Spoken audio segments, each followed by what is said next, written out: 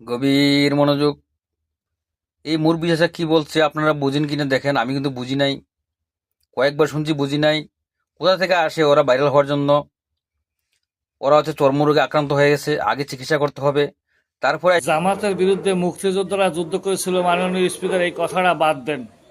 হারামখোর গোষ্ঠী, 71 সালে হারাম কৃপণা করছো, আবার সেই 26 সালে হারাম কৃপণা করে সংসদে বিরোধী দলীয় নেতা হইছো। মনে করছো কি বাঙালি জাতি মুক্তিযুদ্ধের ইতিহাস ভুলে যাবে নাকি? আলহামদুলিল্লাহ, জামাতের যারা বট পাহাড়ি তারপরে এখানে ভিডিও বানাতে হবে। ওরা হচ্ছে মুনাফেকের দল, অন্যের গিবত গাবে। গিবত যে ব্যক্তি গায় সে কি ভালো নাকি? গিবত নাকি চরমনে নাকি ভণ্ডামি হয়, এখানে শিরক হয়। চরমনের ময়দানকে আত্মশুদ্ধির ময়দান বলাতে অনেকে আমাকে অনেক কথাই বলছে।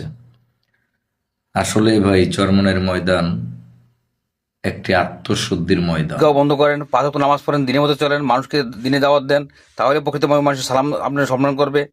অত গিবত গেলে সম্মান করবে না, বেজ্জতি করবে মানুষ আপনাকে।